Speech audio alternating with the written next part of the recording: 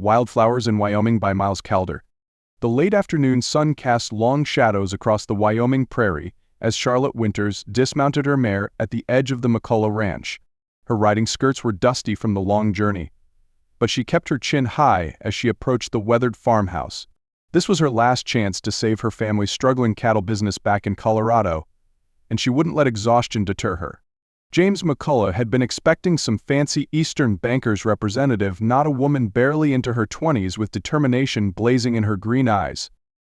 He watched from the porch as she tied her horse to the hitching post, noting her confident movements and the practical way she'd braided her auburn hair against the prairie wind.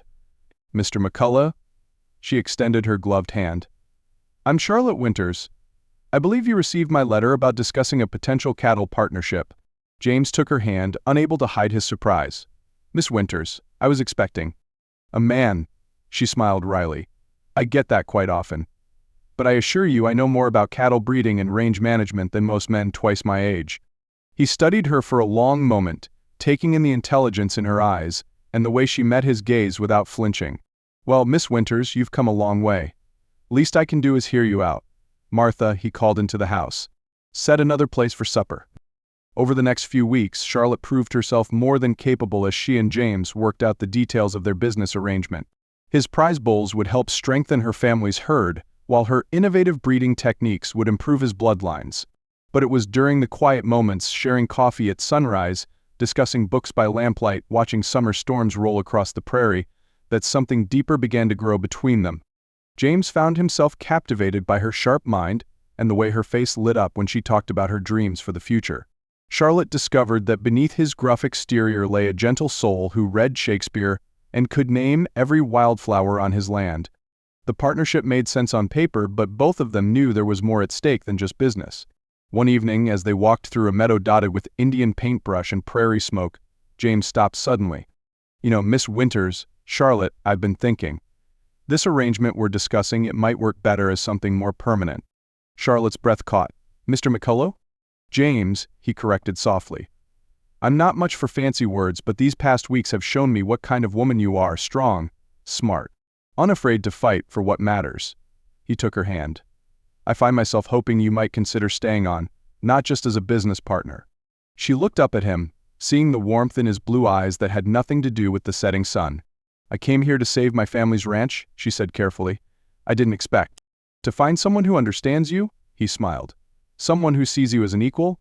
"Yes," she squeezed his hand. "Exactly that. Then maybe we can build something here together. Something that's more than just business." He gestured to the wild beauty around them.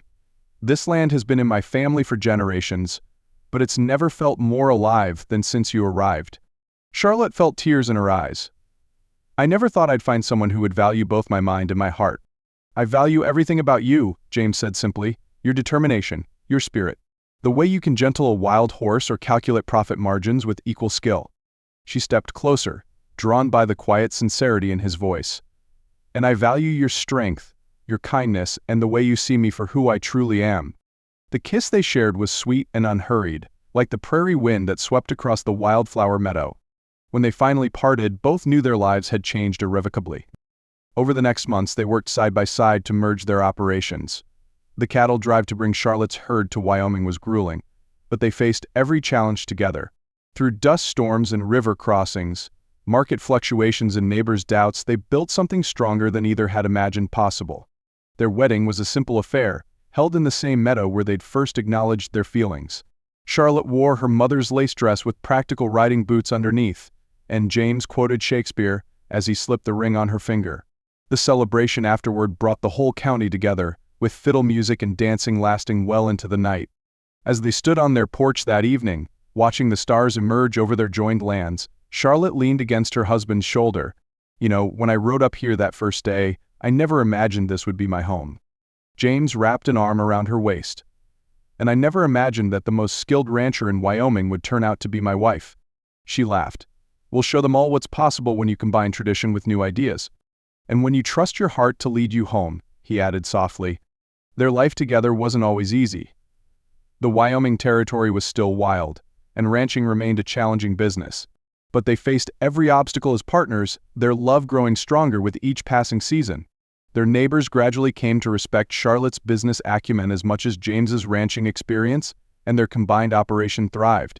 Years later, Charlotte would still pause sometimes in that wildflower meadow, remembering the day she'd first arrived at the McCullough ranch. She'd come seeking a business arrangement and found so much more: a partner who valued her strength, a love that gave her roots while letting her soar, and a home where she could be truly herself. James would find her there occasionally, lost in thought among the prairie blooms. He'd take her hand, and they'd watch the sunset together, their success measured not just in cattle and land, but in the life they'd built by believing in each other. The McCullough Winters Ranch became known throughout the territory as one of the most prosperous operations in Wyoming. But those who knew Charlotte and James understood that their greatest achievement wasn't in their business acumen or their prize-winning herds. It was in the way they'd created a partnership of equals, proving that the strongest bonds are forged when love and respect grow together, as natural and enduring as wildflowers on the prairie. As the years passed, their story became something of a legend in those parts: the determined woman who rode into town on business, and the rancher who was wise enough to see her true worth. But for Charlotte and James, it was simply their life, built day by day through hard work, mutual respect, and a love as vast as the Wyoming sky. Their legacy lived on not just in the ranch they built or the cattle they raised, but in the example they set, showing that true partnership, whether in business or in love, grows strongest when both people are free to be exactly who they are. And on summer evenings, when the prairie wind carries the scent of wildflowers across their land, their story still whispers through the sage, reminding all who hear it that the greatest adventures often begin with a simple business proposition and end with a love as enduring as the western landscape itself.